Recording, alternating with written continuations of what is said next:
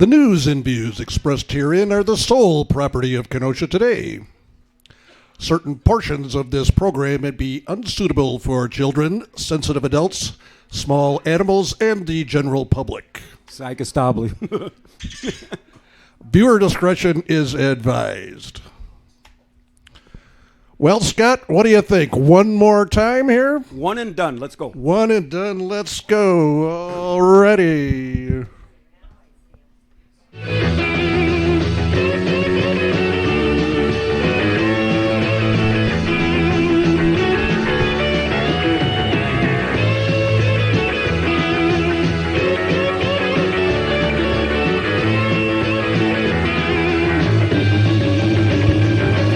What are my prized possession pictures?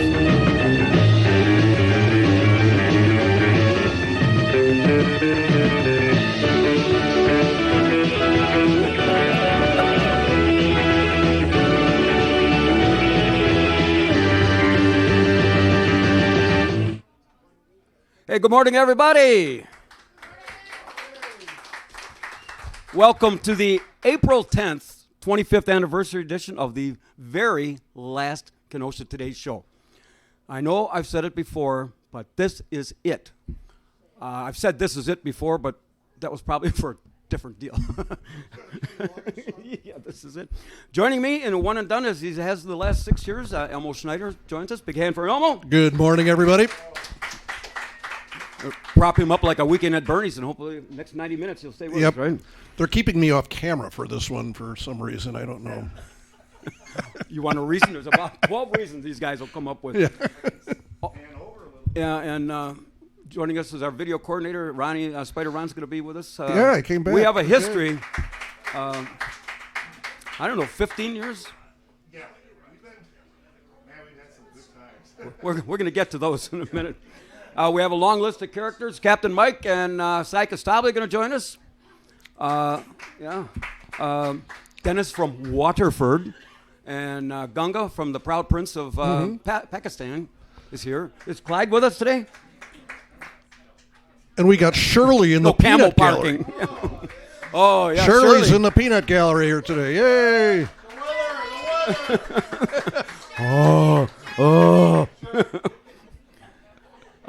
And then my daughters, Julie and Nancy, are going to join me. And they've got some stories, but they're still in my will, so I think I'm going to have to bow some of those out, clean them up. And my grandsons, Owen and Dylan, are going to join me. One more time, I got some stories. And then my granddaughters, Sammy's here, right? Oh, and Morgan are going to be here because we have a story about them. And, of course, Jay, not his real name, said he forgot about it, but he's on his way down. He's Ubering it down here. He's not riding his bike? He's not riding his bike. I got to tell you, all these stories are basically true.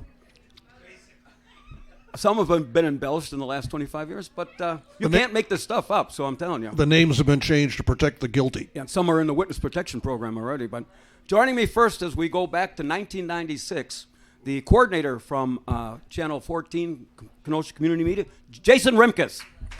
Yay. 25 years, it's come down to this. Are we here? Okay. We got to move over closer. Okay. All right. Well, Howdy, Scott. April, it was the week after the first failed... Talking to the microphone. Oh, what am I doing? Oh, okay. It's not a lapel mic, so you got to get eat the mic. April 6th of 1996 was the first show we did. And this guy, it was only a week after the first failed mayoral election. Yeah. And the guy goes, he says, you look pretty good in the debates. He says, you want to do a show kind of like Crossfire? And I said, I hate politics. And he says, oh, you only hate it because you lost. No, I said, I really don't. I hate it.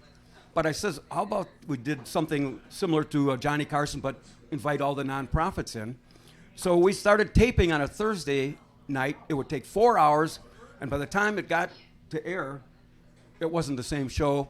But I signed up and I did 50 shows that first year. And then I was going to quit, and probably most of you thought I probably should have. But at any rate, the guy's name was Joe Piet. Remember Yep, him? Joe He Piet, was your yep. Were you a intern at the time? I was actually a production assistant on Channel 34, and I actually was one of the camera operators when you did the debate for the mayoral candidate. So I actually was prior to the Kenosha. Why didn't you talk me out of this? So how long was it after? Because then this Joe Piat convinced me. He says, just do a live show and forget the editing, and what happens, happens. So I said, I'll do this for 7 shows, and we did 50, and then it was working out pretty good. And at the time, what year did you get to us? I would say in 97. Oh, Yeah. that was about that time. And I recall that there wasn't much going on. Was it channel? It's 21. Yeah, at it the was time. Channel 21, Kenosha Community Television at that time, and there was no live show on the lineup, and no really talk show. I don't think so as well. And so I think you elected to. Well, we have no inventory, so we would have our live show and 2 replays, and then you started putting on what they called the best of Kenosha Today Classics, Right. and for a couple of years there, and it gave us the impetus to. People found out who we were and what we were doing. Absolutely. What do you recall about the early days? I will compliment, of course, a compliment on those, how you brought in those guests every week. I mean, there was 3 sections, I believe, and they always came in. And that was a great platform for nonprofit organizations to give a voice to that. So I remember that, too, as well. And the studio was just full with not only their guests, and then they would take pictures, and now they have memories of being on a talk show or getting their word out. And you did raise a lot of money for them with your fundraisers and the fundraisers they did, like the regatta and the Some of my better moments, right? Yeah, the boil. Yeah, no, and then you did the stand up in the beginning. So how long did it take you to prepare that? Because you had to research what you're doing. Oh, it would take a week. Really? Okay. But I didn't do a lot of research. I just threw it out there, and if it was the truth, it was the truth. And some of the stuff I made up. And we talk about that regatta over there at the yacht club. Yeah. One of my better promotions, as long as you brought it up, was we were raising money to restore the lighthouse over there. And I think it was in about '03. So I had this brainstorm that we were going to sell turkey legs for $10, which it gave you the slaw and a potato. So Keith Bosman at the time was working for Waukesha Foods. So I ordered 300 because that was the first. In fact, it was '04. It was the first time the tall ships came in. Oh, yeah, that's right. So I ordered 300 turkey legs, and he calls me that morning. And he says, "I forgot to tell you, they're frozen." So I called my friends at the Shalom Center, and I said, "All I want you to do is thaw these out." So this was on a Friday at night. Advertise it. So Friday afternoon, about 4 o'clock, I go over to pick up 300, and this lady who was a cook over there, she says, "Who ever taught you how to cook turkey legs?" I said, "You weren't to cook them. You're just supposed to thaw them out." Well, she had cooked them in the oven for all day.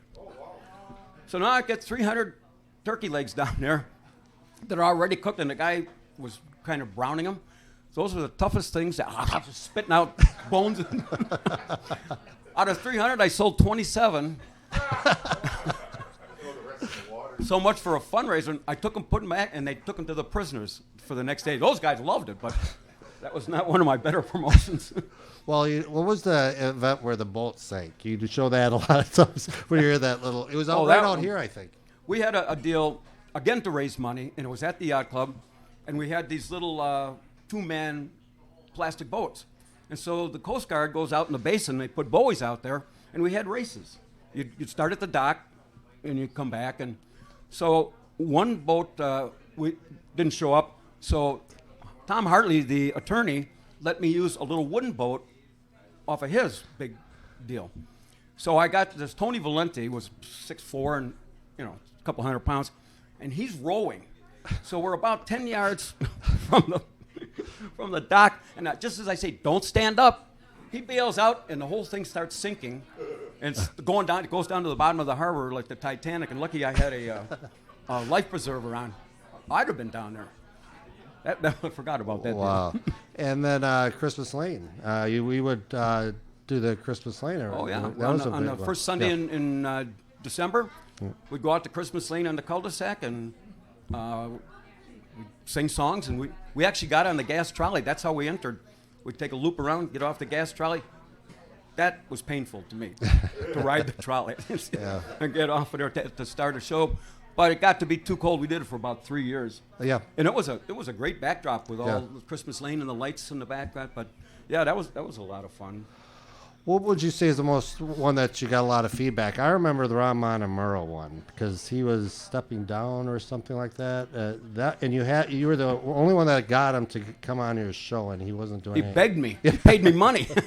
It was Raphael Montemurro. Raphael. He was he wasn't a county board super. He was at one time, but he was the first guy to what's his name? Al Keel. And then there were some misappropriations of some things, but he left. The one I got the most feedback was when they had the glue gate. Yes, yeah. When Pat Giuliani Let's go bring that or up. G. John Ruffalo, they were aldermen, didn't get along. So it's a committee meeting about 10 to 5, and Giuliani's already upstairs. And you can see they had cameras on the trolley barn that faced the parking lot. That's right. So you see G. John get out of his car, and you can see him going over to Giuliani's car, and he was clearly putting something in there. And it was super glue. And then we called it Supergate, or Gluegate. So Steve Casey and I got the original film under the Freedom of Information Act and showed that. And they asked G. John, what were you doing? He says, I found these set of keys in the parking lot, and I was just seeing if it was Giuliani's. He says, well, where are they? I forgot. I don't know where they ended up. That was not exactly your favorite son in City Hall for those times. And you brought a lot of there is a lot of great local entertainment in Kenosha. And then I think Shalgren you brought at your condo, and you had some students come in too. And so I think there's a lot of local entertainment that was highlighted on your show, and that was really great. Two quick stories. This would have been in about 2000. Dan Travanti lived down here in Lake Forest. Oh, yeah. 7-time Emmy Award winner for, what was that show? Hill Street Blues. So his brother lived here, and they were going to get him up here it was a march for Alzheimer's disease, a walk. Yeah. So we worked 6 months to get Dan Travanti to come on my show. So he consents to do this. He walks in the studio wearing a T-shirt, jeans, and a fanny pack. And the first thing he says to me, no questions about Hill Street Blues. Well, that takes care of my 57 minutes. He didn't want to. I says, what do you want to talk about? He was a great football player here. He actually had better stats than Alan Amici, believe it or not. He went to Madison. He was so smart. He graduated and got a bachelor's degree all within a couple of years. But he wanted to talk about his out on Broadway. And somehow, and for those who remember Hill Street Blues, at the end when he'd have that steamy sex scene with Veronica, whatever her name. Yeah. And I said, if that was me, I said, I would have forgot my lines. He says, no. I did it one take. Well, I found out he was on the other side. But at any rate, that was a great story. And there was one more that I was going to tell. Well, we should bring up that Charlie V's because that was a big part of your show. And even in the beginning, you would show him where he's falling in the box and stuff. Maybe you could just highlight how that all come about. This little kid, it was St. Baldrick's had that deal where you shaved your head, and they were going to come on to promote this on their Wednesday before, and they bring in the guy that was supposed to be there, didn't show up, and here's this cute little 4-year-old kid there. And I says, what's your name? He says, Charlie. He was only 4 at the time. I said, well, why don't you come up and join me? So I put a cardboard box there, and he sunk right down, remember, to the bottom? I said, what, you got rocks in your pocket? Unbeknownst to me, he was the poster boy for St. Baldrick's. And he spent the whole next year in Children's Hospital. He was born with brain cancer. And he passed away on a Friday night before the following years at age 5. And that's when we set up this Charlie V's. Vandenberg was his last name, Kids for Cancer Treatment Foundation. And we raised a lot of money to give it to people that had children that had cancer and had unpaid medical expenses. So that was a tragic story, but it ended. I mean, he always was a favorite in my heart. I mean, absolutely. When you see a little 5-year-old, and you think, how? And then the last one, he was in oxygen. It was just gut wrenching. But we had to do something, and we did. Yeah. Let's see. There was one more I was going to tell before I got to the other one, but I. Well, I know you had fun with everybody remembers the red dress. And then also on the MDA telethon we did, you brought that in. It's like ever so often you bring that in. And how did that come about? That was a character called Rita Statutory. Right. And I remember doing a thing with Marv Jenkins from Super Value at the time on Christmas turkey dinners. And he says, boy, you look good in that dress and the blonde wig. And I says, I'm in a size 16 because I'm retaining water.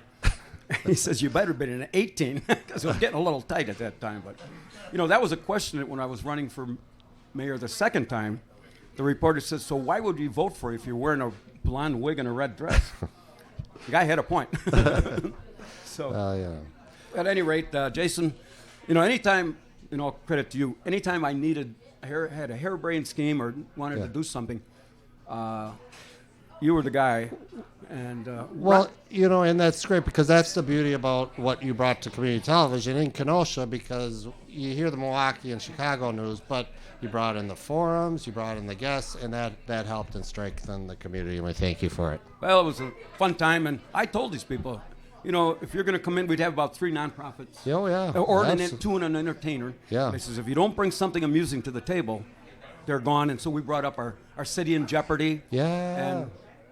And all of that crazy stuff that went along with that. So at any rate, thank you very much. Oh, thank you. And on behalf of Kenosha Community Media, Television Channel 14, since I guess this is official, we want to thank you, Scott Brider, for 25 years on community television. We appreciate that. All right. Hey, this is Channel 14. The bill's attached to the back of the paper. All right, congratulations. Thank you, appreciate it. All right. Hold on, Scott. I got a tip for you. Okay. If you want to get anywhere in politics, don't wear the red dress. Eat a blue dress with stains on it. Man's got a point there. You got this set up for you? Yeah. My next guest taking me down memory lane, Spider Ron.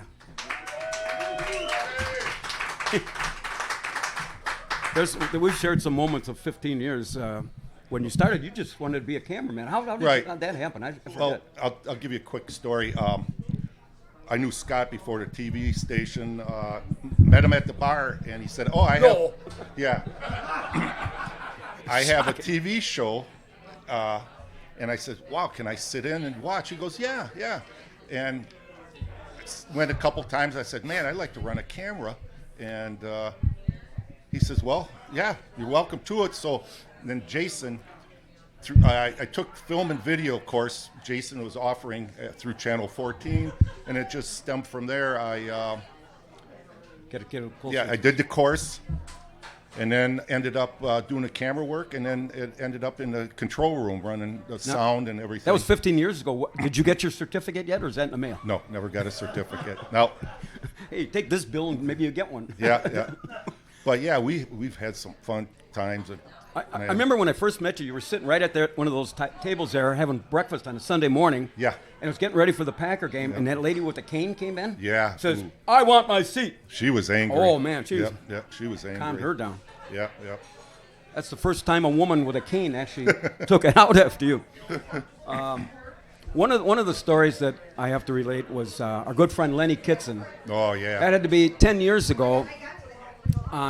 We were doing the anniversary show in the studio at the time. Right. It was before we got. Yeah. So we had all the cast of characters. There were you, Pat Garrett. Yeah. And a couple others that were there. Oh, Lenny Kitson. Lenny, and then who was? He was at my house party and he fell in the pool on the cover.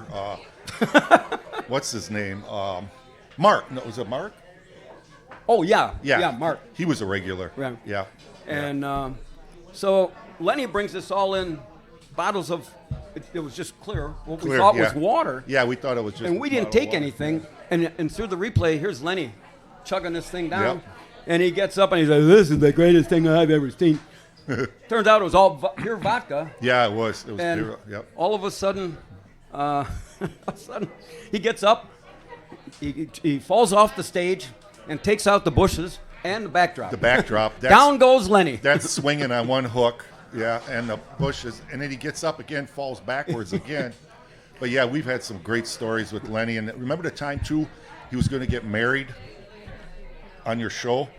And then I lowered the wig off a fishing pole on top of his head while he's at the pulpit. Yeah.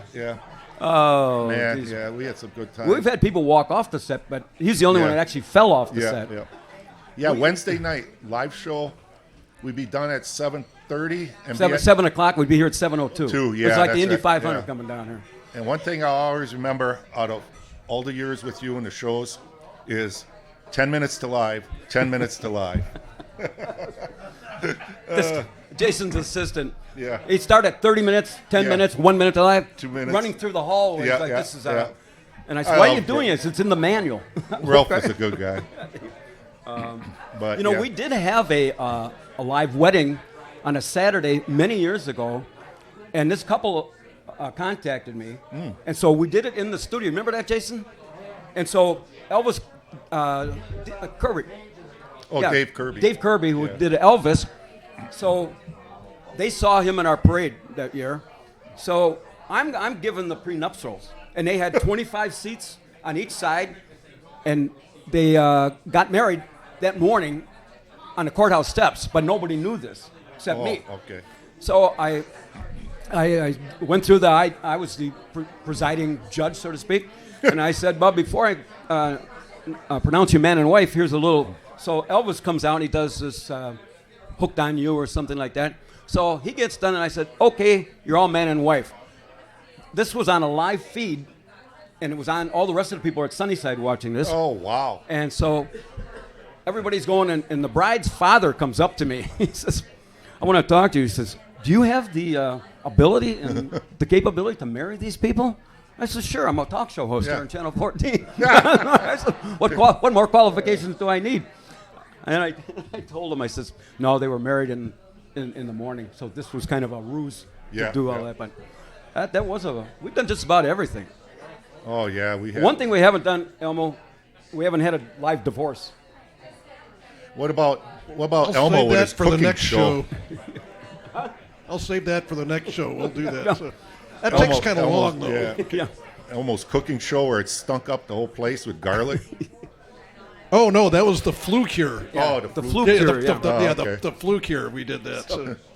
Anyway, and then when we moved to Saturday mornings at WLIP, Yeah. you came in and filmed it all, and We did TV and radio for a little bit. a year we did that. Yeah, That was too much. Then it got too much. Yeah, yeah. So so then when WLIP says we want you to go 2 hours, Yeah. that's when we said, okay, we'll stay Yeah. 2 hours videoed, Yeah. and they were nice enough to put, what did we get, about 90 minutes out of all of that? yeah, it was Something like about that. 90 minutes. The tapes were. So Yeah, we had some good time. My favorite though was at the TV studio. That was just so much fun. And it would take 2 hours to put all that stuff up and just the lights, and it would take us 2 minutes to get here. yeah, oh yeah, Because Zoom. on Wednesdays, they had Long Islands for $1 off. yeah. I mean, you got to have some incentive there, right? That and the popcorn. Yeah, popcorn. So, Spider, All right, bottom of buddy. my heart, thank you, big boy. No, Appreciate it. Thank you for Big giving hands me for the Spider. chance. Yeah. And now, we are going to bring in my two daughters, Julie and Nancy. All right, that's it for Julie and Nancy. Thank you very much for coming. Where's your sister?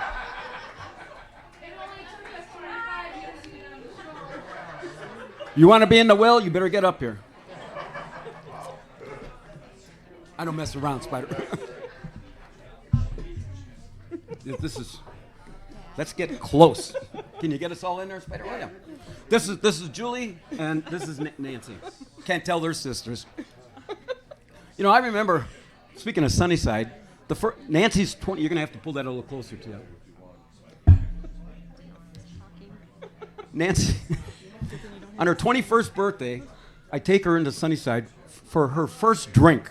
I said, "What do you want?" And she goes, "I'll take a double martini with a twist and blah blah blah blah." And I go, "Well, first time, huh?" Yeah. So, well, I know the one story I want to tell is it would have been in 2008, and I had developed a hernia. And I was very in discomfort. I hadn't gone to the doctor yet. And so I was on the show on Wednesday, and I get done, and I met by the door by these two. And I thought, oh, you want to go for a beverage? Nope. Go ahead, Julie. You tell them what you told me. We saw you on TV, Dad, and Get a little closer. take that suitcase of yours, which was like a briefcase, but it looked like a suitcase, and we're going to the hospital. And he's like, for what? And I said, we were watching you on TV, and he just sat like this the whole time behind the desk. And I says, so "Oh." needless to say, we went home, he packed a bag, and he thought he was staying overnight. I said, "Oh, come on, this can wait." And what did you say? I remember if you don't remember. She don't says, remember. "Listen, I put up with your crap for all this time. Now you're listening to us." So, any stories that you want to tell? Because I got some. I don't have any. The list is too long. Back in the day, I'd get up in the morning and start lifting weights. So this one time I was doing a bench press and I got pinned, and my legs were spinning. I said, "Julie, come down here and help me out." So she comes down, puts all the weights off to one side, and over I go. I helped. And then there was the time this one knocks on my door at 12:30. "Hey, Dad, I got some bad news. I got a underage drinking ticket." So so I'm looking at the ticket, and I goes, "John Tracy, he's my friend," and it says you admitted to it. She says, "Yeah, you didn't want me to lie," and I said, "This would have been a time to do that." So I worked out with an attorney, and it was going to be a couple $100 down to $75. I go with her into the courthouse. We're going up, and all her friends are going up to the peer pressure. There's the- one yeah, right there's there. one right there. We get halfway up, and Nancy says, "No need to come. I'll take care of this." "Yeah, sure. Take my money." And I wish I had a quarter for every time you guys say, "This is the last time I'm going to borrow money from you." But let's see. No, we had a lot of fun along the way, huh? Yeah. I just don't trust me with electronics. I had a No. bad. We built a house in '86, and I was going to change the light bulb on the deck to spotlights, and I'm up there on the ladder, and nobody told me you had to turn the power off. And when I hit the button, down I go. It was a freak accident. Yes. You know, I remember, these are your girlfriends, Stephanie and Jody. I remember you. Hey, I remember you when you were in a training bra.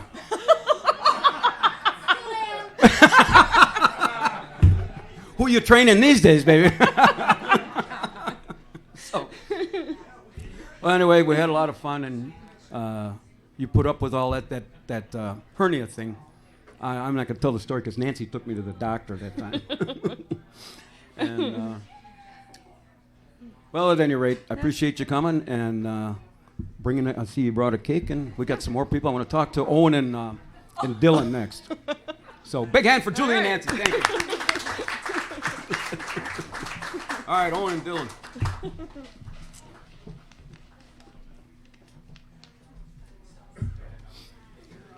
This is Dylan.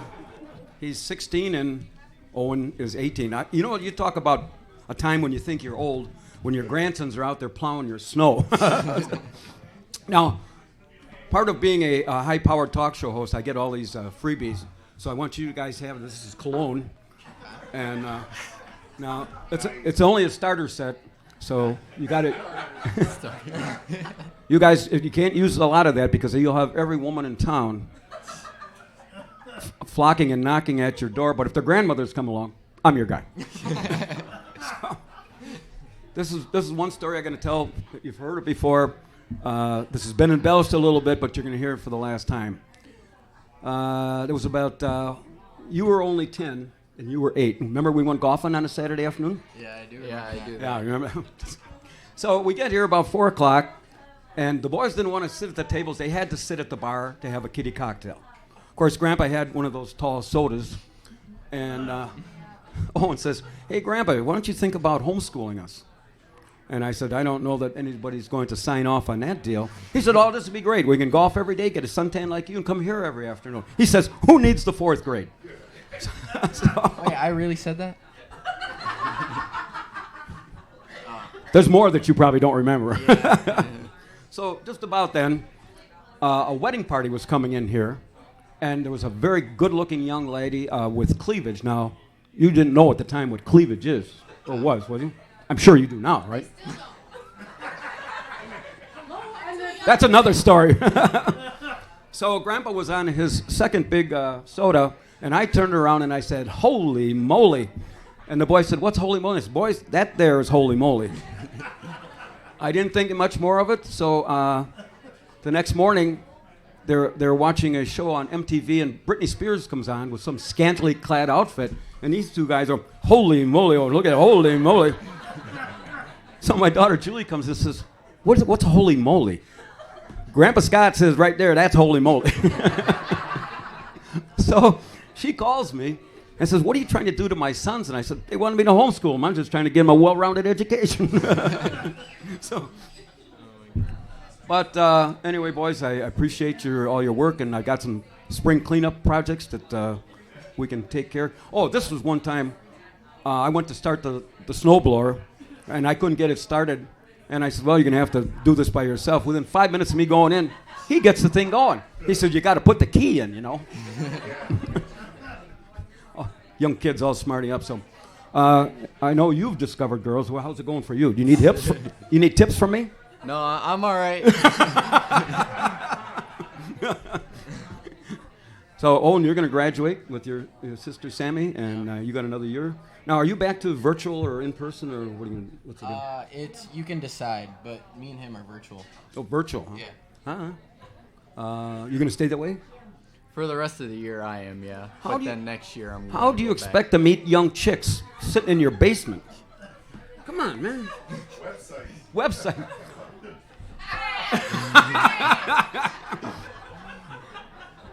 You can't use the username vintage because that's already been taken. I'm not real proud of that, but you thought you were going to escape this, huh?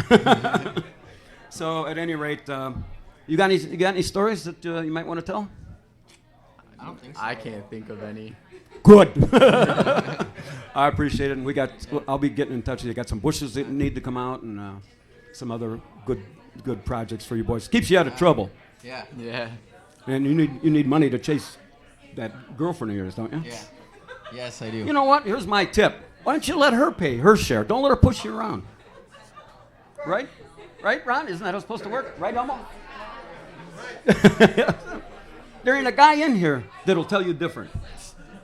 It's a community property state. Let them learn it the hard way, right up to the outset.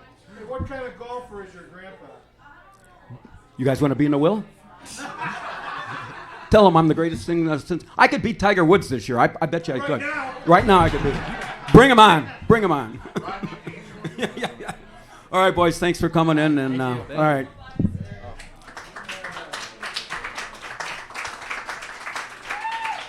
Now I want to bring in Morgan, and Sammy's not here? She's on her way. All right, well, yeah, I'll wait for her. I want to bring in Gunga and Dennis from Waterford. Hey, you guys can come on up here. Gunga is the proud prince from Pakistan, and Dennis is a lonely mall rat from Waterford. Well,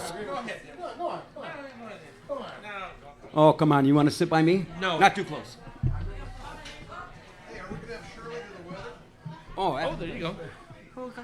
Shirley, you want to do the weather?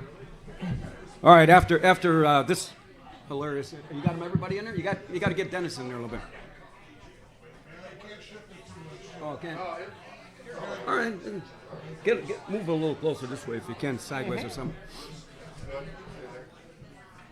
Will you quit touching me? Anyway, when we started on the radio, we got this guy, what was it? Gunga from Libertyville would call us, and you have to talk in character. No. Yeah, oh yes, you Oh, will. no, I'm done. No, one more time. No. And so he's got a camel named Clyde that is probably out grazing in Simmons Island there. But funny stuff that he would bring to the table. And I just, I couldn't make stuff like that up, nor would I want to. Well, I wouldn't either, but... And Dennis, you just called us when we started on the radio, too, just out of whim, right? I called you from the parking lot of the pet clinic in Paddock Lake, and I won one of your very tough-to-win prizes in your multiple choice quiz. You know, you better be careful. Your wife's sitting right there. She's eyeing you up. If you don't straighten up. And oh, that was the City in Jeopardy? Yes, where you couldn't lose. You know, we had... And you still owe me $20. That's right, I did. You told me to take care of it. That's right, but I didn't know you were going to take care of it. I sat and I gave it to Cy. Okay, then it's good enough. What the hell was I going to say? Oh, I was going to... Oh, the City in Jeopardy thing. It was a contest sponsored by the Boathouse. And it was $25. It was a multiple choice question. It was all nonsense. You could not lose because the idea was to bring in a $25 gift certificate in here and add it to your bill. So we get this lady. This was Father Marcus, God rest his soul, passed away about a year ago. So he's with me, and this lady from Racine calls, and she wins the $25. And she says, well, I'm going to give it to the padre there. And I said, really? And we're looking at Mark. He's, what do we do with this? And she says, well, you seem like a good priest. He says, give it to one of your parishioners. And he says, okay, well, we'll do that. And she says, by the way, what parish do you belong to? And he says, Our Lady of the Long Island. I says, we meet every Sunday underneath the 50th Street Bridge. So we took the $25, and it lasted all of about 20 minutes. Somebody stole it from us. Yeah, I'm sure. So you were the one that gave him the name Mall Rat because your wife just takes you every Sunday and you're in a mall and just puts you in the food court and lets you sit there for a couple hours. I usually sat in the car, and you accused me of doing some very devious things while I was there, which I am not guilty of. We got it on video. How come you're so quiet today? Usually you're yuck. Well, you have young children here. They probably know more than us three put together. Oh, I'm sure. They're in high school, you know. We need the Gunga voice. Yeah, you got to do the Gunga voice. Come on. One more time for me, the proud prince of the perverted prince from Pakistan. You were the one. Good. No. You were the one that was out in Lake Geneva, cruising and trolling for gray hairs. Trolling for blue hairs. Blue hairs. Yes. And I actually was. We were out in the boat and watching the shore. And Do you have a final message for Shirley? Shirley's here. Do you have a? Now, Dennis, I heard that your friend Mickey couldn't make it because he got kneecapped by Irish Ruth. Is that true? Yeah, I was talking to Mickey, and I advised him not to go to Chicago, but he went down there, and Irish had him set up with a couple IRA members who beat the living Jameson out of him. You know, you speak of Irish Ruth. She's not here, is she? Captain, she's not here, is she? She called in a couple of weeks ago. She wanted to be... She's still alive? Oh, yeah. And looking good, too. Yeah. She's got a pulse. She wanted to be the last guest on the last Kenosha Today show, and I took all of about 5 seconds and said, no, thank you. I think we'll pass on that. And as long as they're talking about... I got to tell the story of Captain Mike. We were down doing a special then, remember in the American Legion on Veterans Day? Yeah. So she comes in dressed as the Statue of Liberty and wants to sing the national anthem. And I said, no way. So she sends the post commander down when we're done. I said, wait till we get in the car and we're out of here. So I go in the bathroom, and next thing I know, I hear she's doing the national anthem, forgets a verse, and she gets done, and Captain Mike's had a couple flirts at the bar, and he yells, play ball! Well, Scott, I actually thought you were mad at her because I thought you thought in that green Statue of Liberty outfit, she was trying to compete with tax return duty with you. No, nothing stimulating there, I can tell you. Oh, my God. You know, after I met her a couple times, the word whack job never entered my mind. She was dating George Custer until he started two-timing her and went with her. His wife at the time was Libby Custer. And I swear to God, she claimed she went with George Custer and paid for that snappy haircut he had at one time. Oh, yeah. Well, you know, in response to her right now, she did say she is reduced to a wheelchair now. So apparently her health is is not that great. So I hope she gets better. Yeah, I do too. And I will miss her calling and wasting our valuable money on telephone calls. Huh? She showed up at Union Park, remember, with her niece? I Oh, yeah, thought she sang. She sang, yeah. she has a pretty good voice. That was for my birthday that she. Oh. She showed up with a half-eaten cake that she let people to cut the cake. Ben had to tell her it's against the health department rules. No We DNA can't- problems there. God. I forgot that. Well, boys, you got anything else you want to add here? No, I just say thanks. Thanks for having me on, and Oh. I appreciate it, and it was a lot of fun. Good. Well, Scott, on behalf of Gunga, Shirley, the captain, all your fans, and Nancy, of course. Hey, by the way, people don't know this, but I would go out to your house on Wednesdays when you were gone, and that's when I told you were out of chips and Vodka vodka. and chips, yeah. Okay. Vodka Good. and chips. Go ahead. I want to present you with this microphone presented to Scott Barter Yeah. in recognition of 25 years of outstanding broadcasting, presented this day, April 10th, 2021. Congratulations and best wishes on your retirement from your loyal fans. All of that in that little space. Says outstanding. How'd that happen? Yeah. All right, boys. Thanks you very Hold on, much. Dennis. Hold on, Dennis. We need one more thing from you. Okay.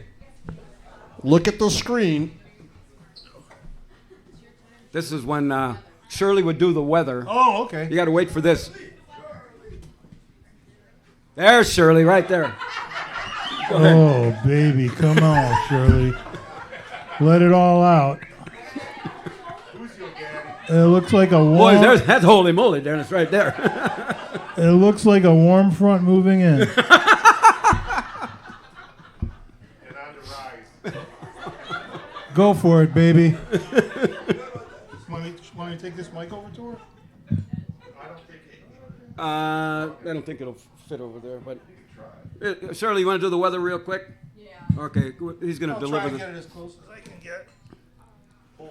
Shirley, I'll try it as close as I can get to you without getting too excited. All right, Shirley, make this snappy. Love you, Shirley.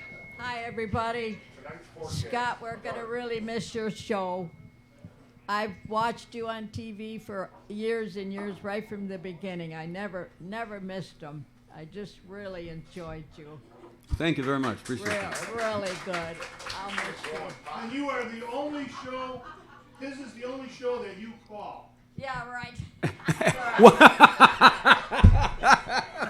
You know, before you go on to this, when we first got there, Shirley, there was a early Saturday morning show called Plant Chatter. Remember? Yeah. And they had a clip of she was talking about what she does with her flowers. She says, "I put my pots in the garage." Well, these guys kept playing it. I put my pot in the garage, and she's the biggest drug czar in the city of Kenosha. Yeah, that was funny. They played that pot in the garage so much. Oh, my gosh. All right, let's get on with the weather. Okay, breezy and cooler with periods of rain. Still cloudy with a couple of showers. Becoming windier with a few showers. Breezy with a blend of sun and clouds. And Wednesday, sun and areas of low clouds. That's it. All right. That's what I like, Shirley. A lot of thought always went into your weather forecast. Thank you. Thanks, God. All right, next time, is Sammy here? Sammy and Morgan, come on up here. Yes, you gotta Oh, put that back Shirley, in. I'm going to need a couple showers. Let's put Morgan here. And here, Morgan, right here. And Sammy. Now, Sammy and Owen are twins, believe it or not. And you're probably the better of the looking of the two, right? Always. Sorry, that's what happens when you go on last, you know. My favorite story is, it was some years ago when you were only 4 and you were 11. And your mother said, "Could I watch you for 8 hours because she had work or something to do. And I said, well, I'm 60-some years old. How am I going to entertain a 4-year-old for 8 hours? And I said, I'll do this if you come along. So I said, okay. So they get dropped off at my house at 8 o'clock, and Sammy's got one of these tablets, and she's doing all this business. And I said, what are you doing? She says, I'm hooking up to your Wi-Fi. And I said, I just got 2 questions. One, what is it? How do you know I got it? So about 8:30, your mother calls and says, how's everything going? I said, we're playing this new game called Duct Tape Grandpa to a Chair. And the next thing I know, there's a lady putting a for sale sign in my front yard. She's got the keys to my Jeep, a copy of my will, and they're going to see an attorney. I got things pretty much under control here, right? I have a question to ask you, young lady. I saw some video of this first boy-girl party you had. And my question is, where'd you learn how to bust a move like that? I mean, holy man, you're 10 years old, and I saw some things that, you know, I didn't even see going into the senior citizens. Who taught you that? Or did you just pick that up? My mom. Your mom? Oh my God. Well, in case your door's locked, you can stay with me for a little bit. Your mom? Oh, your mom. That's it. Always blame. You know how much stuff your mother and your mother have blamed on me? Look how I turned out. So, Sammy used to do the weather, and we used to call it on the radio Sunrise Sammy, and Sammy couldn't get up at 10 o'clock in the morning, so. True story. True story. Hey, where's your buddy Aladdin? Aladdin's over there. Hey, Aladdin, come here. I want to talk to you. Uh-oh, come up. You can stand right back here. This is Sammy's main squeeze or only squeeze? Or? Main squeeze. His name's Elton, right? Aiden. Aladdin. I can't seem to call anybody by the right name, so I call him Aladdin. And I don't know why, I just can't. His name's Ron, and I call him Spider. I don't know what that is. And so I first meet this young, good-looking guy here, and he tells me that he's on the hockey team. Look at what a brute this guy is. And so he's telling me he's considered on the hockey team the enforcer, and that he gets in there and mixes it up, and he spends more time in the penalty box than anybody on the team. That's what you told me. Don't deny it in front of all these people. Your mother's not going to listen to this anyway. So I said to him, okay, I get that, but you start high-sticking with my granddaughter, the penalty box is going to be the least of your problems.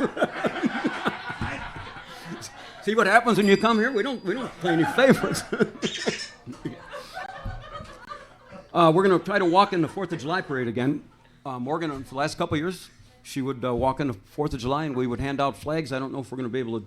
They're going to have the parade, but because of COVID, I don't know if they're going to let us hand out flags. But you can throw out bags of cement or rocks like the rest of the guys do.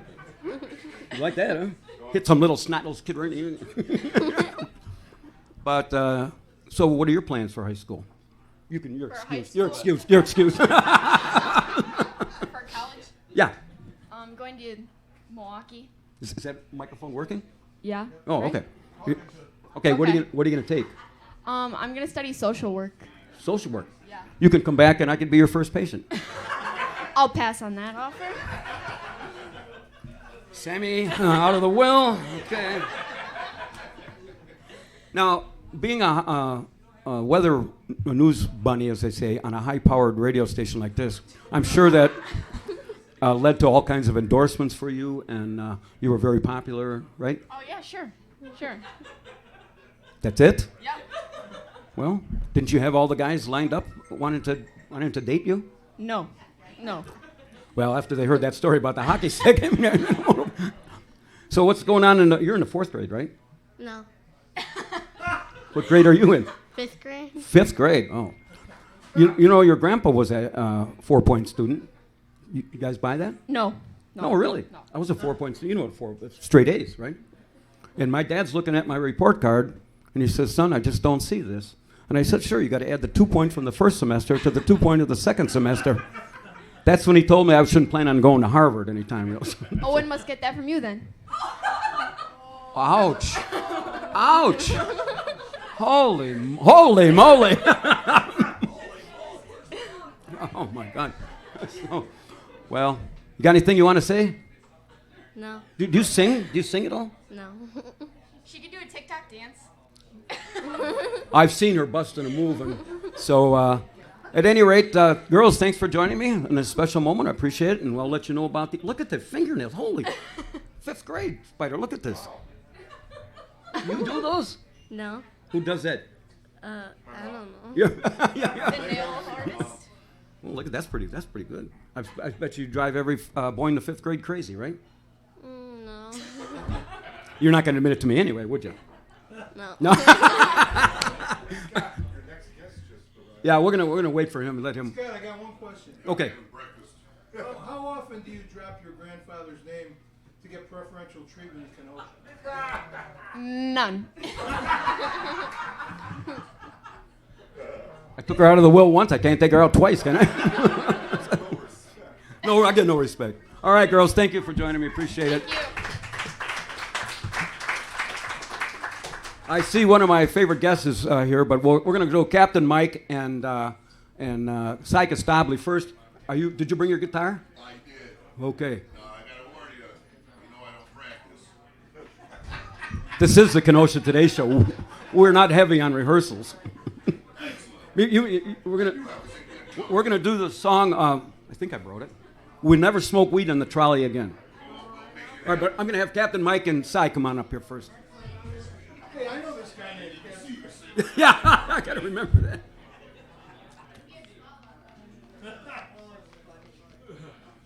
All right, Cap. Now here's two of Kenosha's real treasures. Captain Mike, you right here. Is Mike? Am I still on? Not buried. No. You gotta let's leave it here because we have this is all television. Age before beauty, Mike. All right, you gonna be able to sit there without falling off, or I think Pearls before swine. Pearls before swine. You know, a lot of people don't realize this that you two guys were partners in a bar business. Oh God. That was. Here's how this. That was one of a kind of bar. I tell you, and I'm glad I'm not in it anymore. It's a horrible I should thing. never have been in the bar business. Okay. It was a horrible Never. thing. It's horrible. The word has it that you guys were sitting at a bar, and you might have been a little overserved, and you said, "We can do this job better than they can." Well, it was yeah. Mike, you want to say something on that? I never thought that. Cy wrote the Rock and Roll Review column in the local news, Kenosha News. It was I thought it was a very well done written thing. And you know the music, and I like live music. I had some money. My money is brains. Oh, there's a match made in heaven. 3 months later, I was out of there. Had no money left. One of my favorite stories concerns this guy, and it was about not this summer, the summer before. There was 9 Marines, young Marines, sitting down in the middle of the bar, all buffed up with tattoos, short hair, and where's your hat? I couldn't find it. It's right. It was right on. Well, you know that's a similar hat, but That's okay. Dennis, give me that hat that's right there. Okay, but that's not the correct. I give you one prop and you leave it on the bar. I couldn't find it. That's all right. It's close enough. Close enough. So.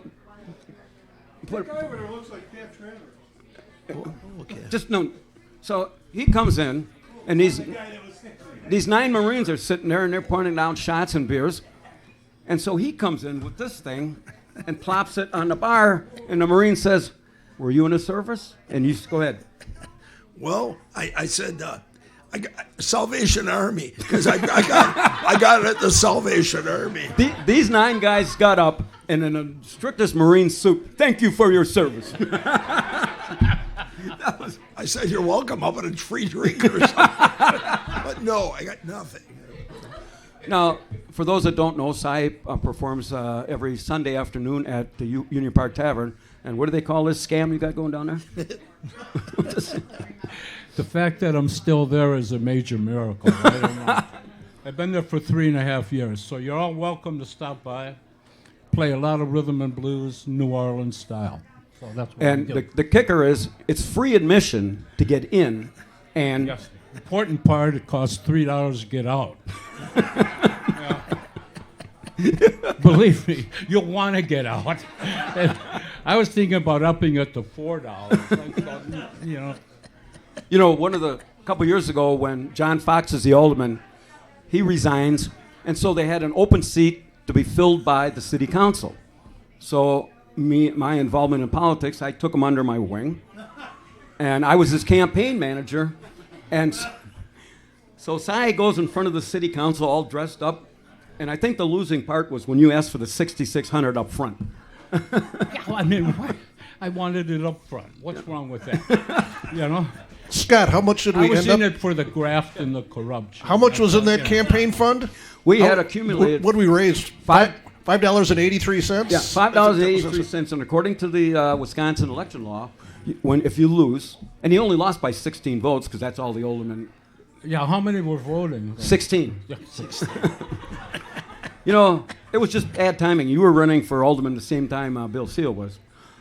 But so the election law says you have to give the money back to the person who donated it, or No way was that happening. No way was that happening. or to the school district, or to a nonprofit.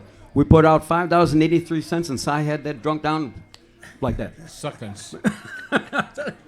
So much for my political career. Okay. You'll do better next time. Yeah, in fact, I remember him saying, "I'll go run against Pat Giuliani and take his $6,600 too." You know, Cy lives in this lap of luxury. That house that's over there with the blue trim. Dilapidated. Looks like luxury. Chernobyl West. Yeah, that house would do Chernobyl proud, I tell you. But it's location. You can't beat living down this area here, I tell you. It's just fabulous. I feel very lucky to be able to do So why do you put plywood over the windows? Cheap. It was Science okay down glass? You want glass? Science okay. Plywood. It's okay down here except for that guy in the brown house across the street. He changes a plywood to newspaper in the summer, man. Yeah, they put it in a dumpster. You know, everybody, COVID's been a pain in the ass to everybody, and Captain was an Uber driver, and he was the only Uber driver that worked from home after they closed everything down. Yes, that's right. He says, not a lot of calls for people going from my living room to the bathroom. So, speaking of Uber, I got to tell the story about Jay. He's supposed to be here, but Jay, our good friend, not his real name, he was a little overserved. I know you're not going to believe that. But he comes out of Captain Mike's which you actually owned at one time. At right? one time, yeah. So Jay comes out of there, what, about 8 o'clock at night, 9 o'clock? Something like that. So Jay had already called for an Uber driver. Well, coincidentally, he's going by. And he rolls the window down and says, "Hey, you need a ride?" Jay says, he thinks he's here for him. Jay was really pickled up. He was like staggering into the wall, backing up into the wall. And Captain Mike says, "Man, you need a ride?" He says, "You still driving Uber?" Well, yeah, I am. But I didn't think it had anything to do with whatever. So he gets I give him a ride home because I was worried about him. That I didn't know. He lives in Indiana. It was really far south. I had a little buzz going. By the time I concentrated, I lost my buzz. I lost like about $20 in booze that I drank earlier. In the meantime, Jay gets a text from his real Uber driver. Says, "Where the hell are you? I got to charge you $5 because he didn't show up." He says, "Aren't you here for me?" He said, "No, I'm just trying to give you a ride home." It was confusing. The one time somebody called an Uber, they were right in the building at the front. I'm in the back. Oh, yeah. And I couldn't find them. I was sitting with you that time. That was funny. And Could then you the guy, imagine? he was You an call Oriental. Uber. You call Uber, right? And you have him pull out. Okay. I ran trains. I sold insurance on the side. When I get up to run the train, they go, "You really run it?" I says, "Yeah." "You want to take out an insurance policy?" "Yeah." "Where do I sign, man?" Made a fortune. Now, that's not real funny, but the real funny part is you left Chicago. Yes. And where were you going, up north? And they get there, and unfortunately, all the cars with the passengers, they didn't buckle it up, and the passengers are still left at Union Station down there. We lost them between Irving Park.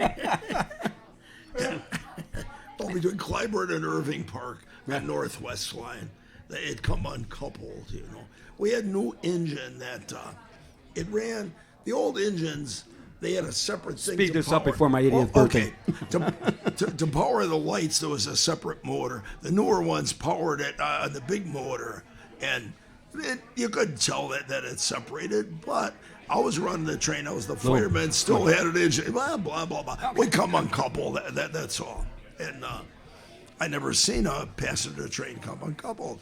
So what you do is you bail off the engine brake, you pull it, because you don't want the engine to stop and the train hits you and you hurt people. Or you hurt yourself because freight hits you hard, And that could happen to anybody. It's just one of them things. Yeah. All right, boys. It's a long story. I got one thing to say. You got a great family. Thank you. It was I do. a pleasure listening to these kids. Yeah, I do. You're a very lucky guy. Very lucky guy. Very fortunate. Very You got fortunate. great friends here. Does that include you? No. But anyway. Anyway, thanks. 25 years, huh? My God. We lasted 3 months. And you guys lasted 3 months together. How about that for longevity? It seems like 25 years, though, or longer. All right, boys. All right, we're out of here. All right, you're out of here. Big hand for the Treasures of Kenosha. Thanks, man.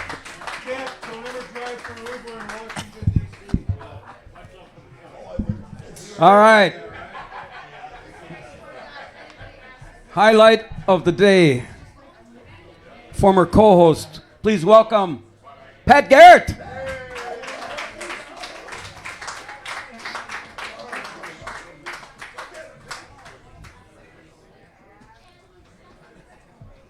Stay out of the cake.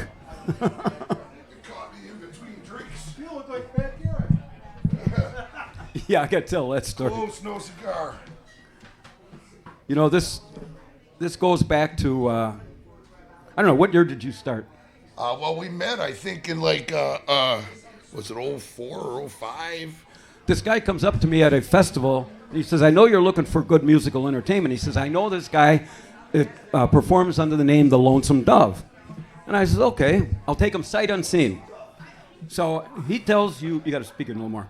He says, I have to say something before I speak into anything. You've had broadcasting experience. The reason you can't hear me is because I'm not talking.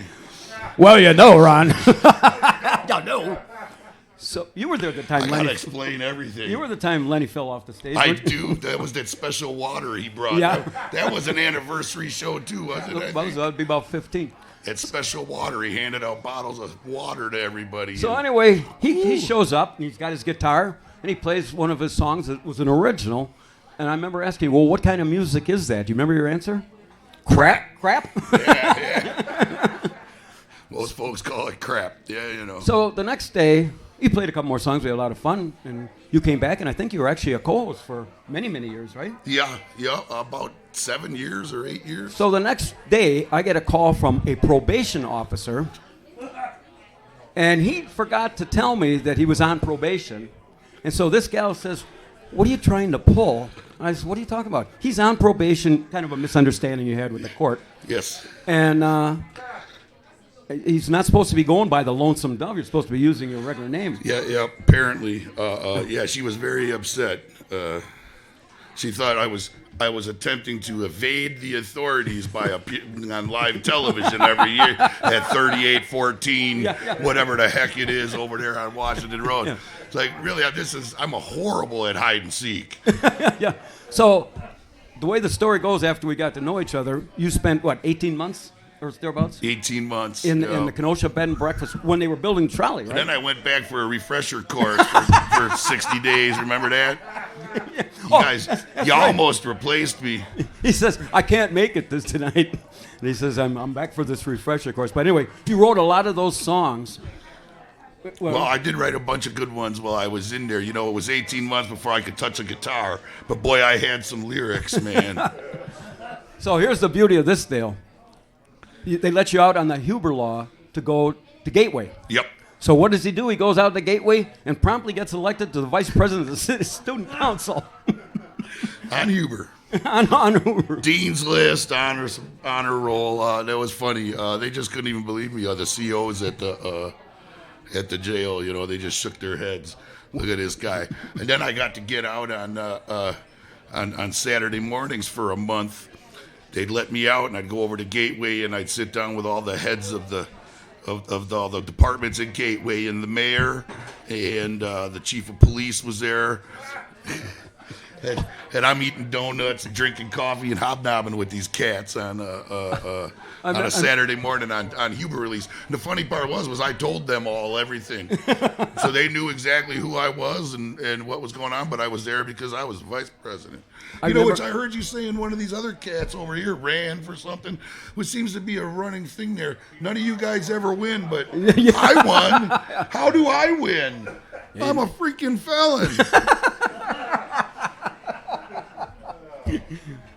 I remember you were singing at the Taste of Wisconsin on the Johnson stage. It was a free stage, and they right behind the stage they had the canine, unbeknownst to you. And the guy comes up and starts reading the events. He says, "Right behind here is the canine." Last song. Yep, I gotta go. I gotta go. Gotta go. Hit the bricks.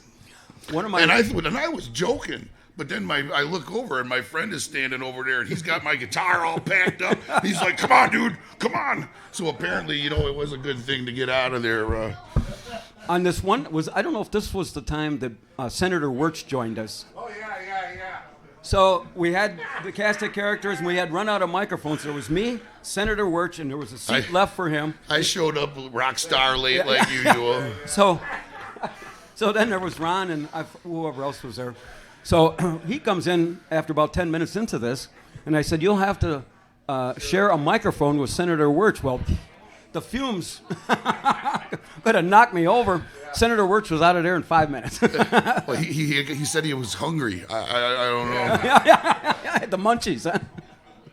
Remember when I came back, I think one of the greatest, when I came back from my 60-day refresher course, and you asked if I watched the show at all while I was there, and I said I had asked, but they informed me that would have been cruel and unusual punishment. So we did. But obviously the show went on without me. Well, we could have done a remote, but we didn't have all this stuff. Can you see us doing a remote, Elmo? Oh man, we could have done 8 years ago with this setup, huh? This is really cool what you did. It's So what's your favorite recollection of all this nonsense that we've done? Oh man, there's many. Remember, my grandkids are here. Well, that's it. Most of the stuff is the behind the scenes stuff that kills me. But we had a lot of fun on the show. We sure did. I remember. Remember the pole dancers and oh that. Remember the one? He's talking and we're clearing his desk. Yes. We moved the desk. By far my favorite moment. That one was awesome. And then at the last minute, he's just sitting there with all he's got is the papers in his hand, and I walked up and yanked the papers out of his hand. We always had this closing, and we had this closing. So these two birds didn't tell me this. So they got on there. They started taking the backdrop down, putting everything away. Carried the desk away. Off, the microphone. I'm sitting there with a piece of paper. I guess we're done here, right? So now we've done this before. This was a song originally written by Toby Keith and Scott Emmerich for Willie Nelson's 70th birthday, but we kind of retouched it up, and I put the by we he means him. Well, I can't take any credit for this masterpiece of poetry here. This is probably not going to make an Grammy. So now remember, when we get to the chorus, we got to go back up to here, and I'm not sure what key we're going to do this in. I'm not sure either. I did just contact Google, and I seen that the 3 chords are G, C, and D. I'm not sure exactly what order they go in. This is "We'll Never Smoke Weed in the Trolley Again." Whenever you're ready. So where's the top? Oh, right here somewhere, I guess. Right. We've always heard that their herb was top shelf. We just couldn't wait to find out for ourselves. I'm trying to keep with the tempo here. Don't knock it till you've tried it. We've tried it, my friend. We'll never smoke weed on the trolley again. Learned a hard lesson in this small Kenosha town. Fired up a fat boy and passed him around. Words we spoke before they took us in. We made that roadkill bungee jump, but we'll never smoke weed on the trolley again. Never smoke weed on the trolley again. Our party's all over before it begins. We can pour us some Long Island iced teas, my friend, but we'll never smoke weed on the trolley again.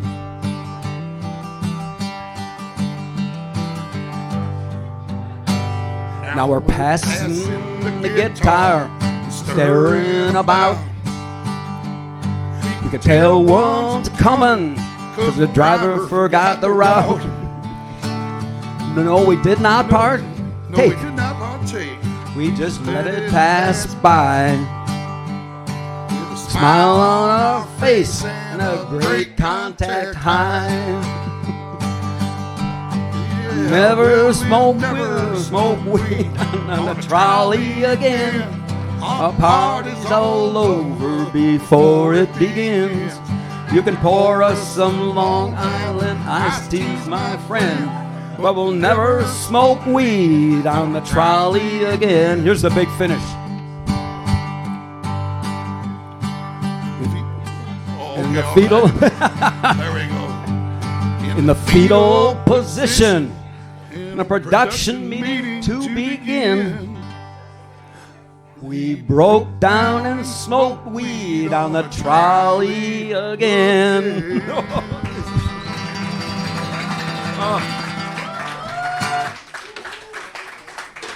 So I know what you mean now when you talk about painful singing. Hey, we're not bad. Yeah, you know, not too bad for probably the best we ever did it. Ain't saying a whole lot. Can't say much. Well, I got a couple. You got anything more? We did a lot of parades too. Remember that one? Were you with us? We walked in a parade. Remember? Yeah, we did a bunch of parades. As a matter of fact, right before I went away for my vacation, we did that parade. Remember, I had that crazy girlfriend who was blowing up my phone. The married one? Yeah, she was madder than hell. She was in Texas with her husband, and she was madder than hell that I was having. Can I say hell? She was that I was in this parade and having fun without her. But you were mentioning my name. That was part of the problem. I mean, he's walking down 60th. This was the Kenosha parade. He's like Mr. Traffic. He's got everybody he knows in there. Walking on Sunshine. Oh, yeah. Remember that? That was the year that Bain Nelson would let us use a flatbed, and we put all the music stuff on there. And so the guy, we get around 60th, we start going around Library Park, and he says, I don't think I can make the turn. I said, just cut across the yard. Who's going to bother us? That's right. So he gets to the next turn, and he can't make it, and down goes the generator. Willie Sturba's there, and the thing's starting to shoot up in flames. That's. Good old Speaking of days. Library Park, Elmo reminded me of this last week. This had to be in 2000, where they had food, folks, and spokes. So at 5:30, before the big 50-mile contest, they had what they called the celebrity one lap around Library Park. And what could go wrong there? Well, I didn't have a bike. So this guy comes all the way from Iowa, and he says he's going to ride in the big race. He says, here, you can use mine. He failed to tell me that there's no brakes on this thing. So I'm coming down the hill on the south side of Library Park, and now I can't find the brakes because there aren't any, and I'm going way too fast. I hit the curb and mangled the guy's bike up, and I tore my shirt and off mud and ended up into an oak tree that was all. So everybody's else finished, and the guy's ready to start. He says, where's my bike? By the way, where's Barter? Here I come, limping across the park with this guy's. I did one of those Bill Murray's to kind of blend into the crowd and get the heck out of here. I don't know if he finished, but I felt bad because those bikes are cheap. They're about $3,000-$4,000, and here it was just could have happened. It's a freak for the amount of money they cost, you'd think they'd survive a crash, right? Not like this. How am I supposed to know it doesn't have brakes? I don't get on a bike all the time, so. Get on a bike ever? Do I look like I get on a bike? Looks like you've been pretty well corn-fed out there in the farm. Oh man, we eat well. You know, I've been taking advantage of Luigi's has a $10 medium pizza from 11 to 2 or something every day, so I eat that a lot. Where are you working these days? I'm not allowed to say. Oh, you're in the witness protection program too. But I can say that I've held down a steady job for about 2 years right now. It's pretty crazy. A real legitimate job. But you know, we're almost going to wind this down here. But I guess I couldn't live on guitars and grass, and I mean cutting grass my whole life. I had to. Never smoke weed on the trolley again. Paycheck somewhere. You take that. You take that down there and to the city, and they'll hire you as a singer. As a trolley driver. Yeah. You won't even have to memorize the route. Now, I think I know it better already. Before we get used out to watch it go by every day through the cinder block glass on the one side. You could see it. We don't have a top 10, but these were 25 years of precious moments of the Kenosha. All right. How'd you used to do that, Ron? To die for. 25 years of precious moments on Kenosha Day. Going on vacation with Jimmy Hoffa. By the way, if you ever see him, he owes me a lot of money. Paying off my Boathouse bar tab with barter coin. Right, Elmo? That'll work, yeah. No. This, if the mood hits you, laughing my ass off seeing Spider Ron with his pants on the ground. The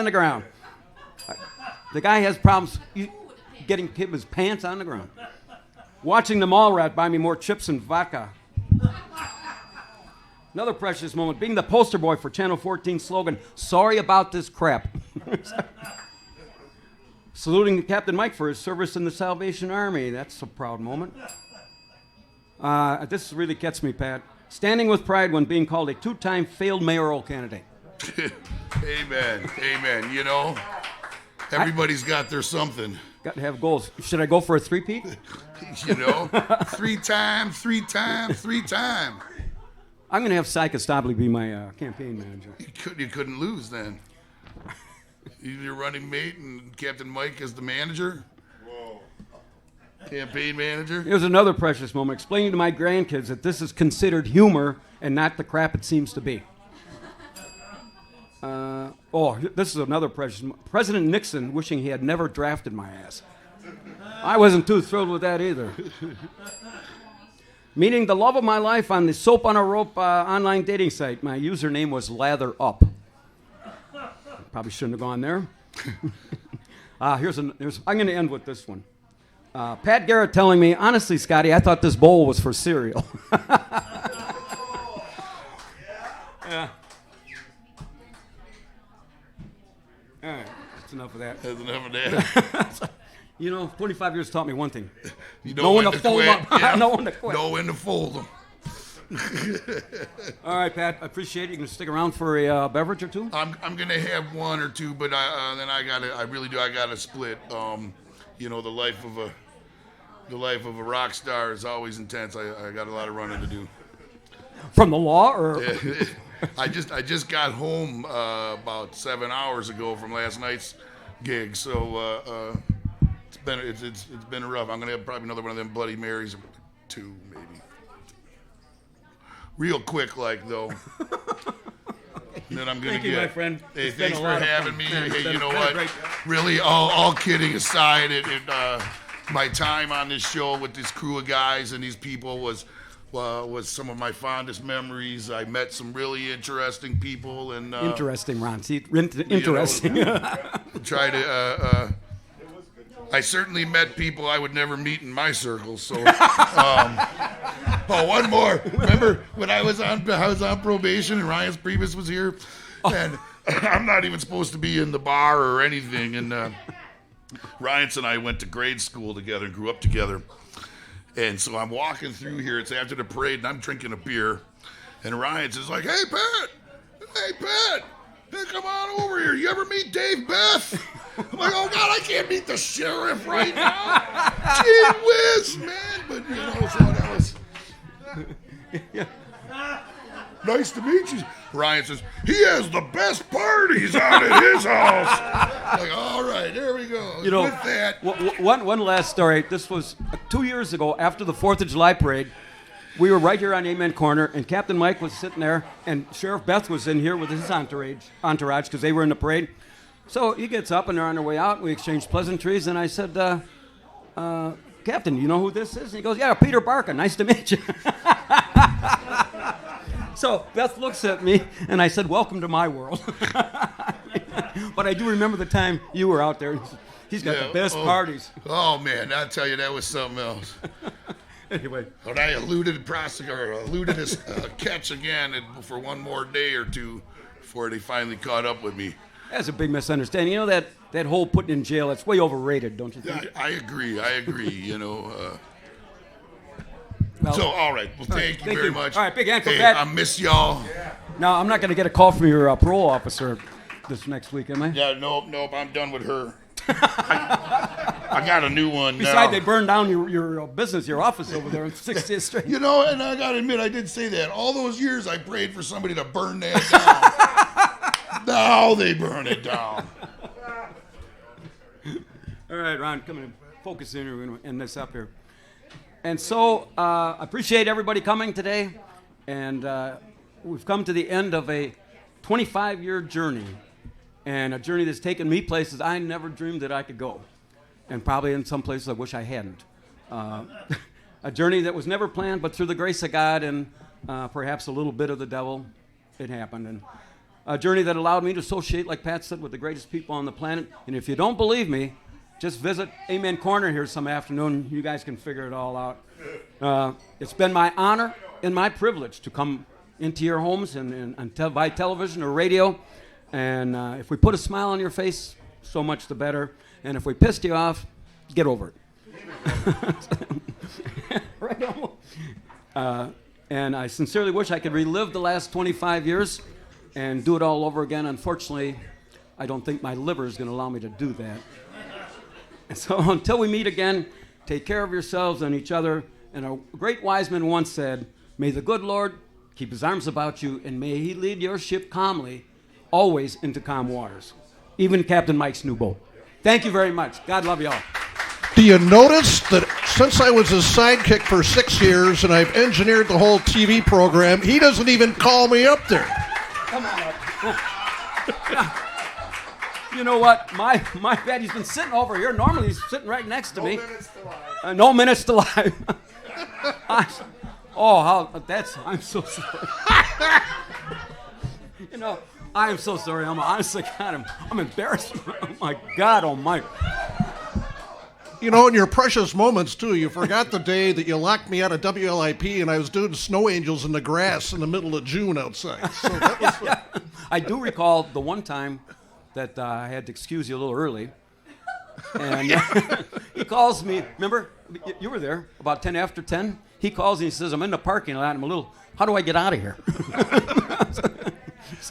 No, Scott, it's been a lot of fun, so I've enjoyed it. I just started as a fill-in once in a while when another co-host got too busy with his job and things, and things went steadily downhill from that. And it's been a lot of fun. And we've talked to a lot of people. You know, Elmo putting all shame on me. He put all this equipment together and all this technology, like you see up here, and we put in a phone system that we could take up to 4 calls at one time. Mm-hmm. Now, here's the real trick. You put Dennis on one line, Gunga on the line, Captain Mike, and Shirley, and it's like free-for-all. We could actually take more calls, but it just got too confusing if you got more than that. Put all my children, one at a time. So I know the future this is it for me, and I know I almost got some plans to do something down the road and come in the fall. Just watch the Kenosha Today Facebook page. I'm going to be taking the summer off and coming up with a new concept for a new show beginning in the fall. So. Well, Elmo, my apologies. I sincerely thank you for all everything you did. Appreciate it. 25 years, congratulations. I could never do it that long. So. Yeah. It's 24 and a half, a lot longer than I thought it was going to be. And always lock your back door if Elmo's around. Yep.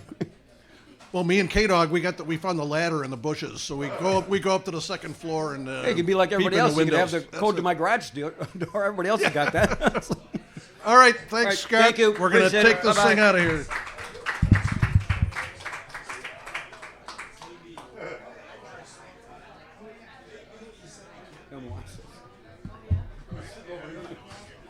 Totally blew it.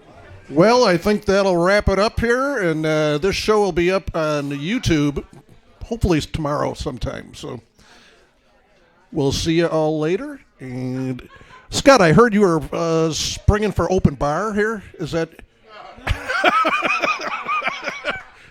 Put my microphone back.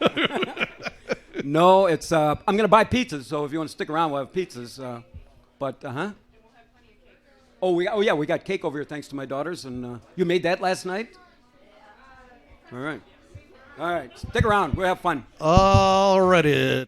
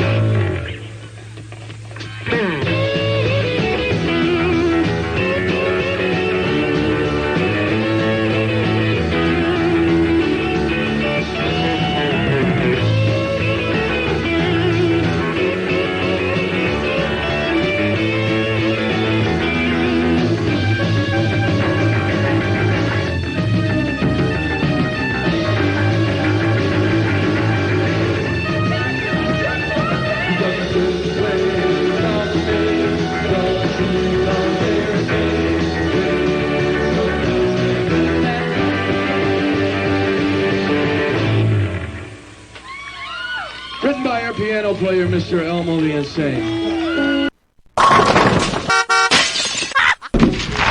Well, I'm not a crook.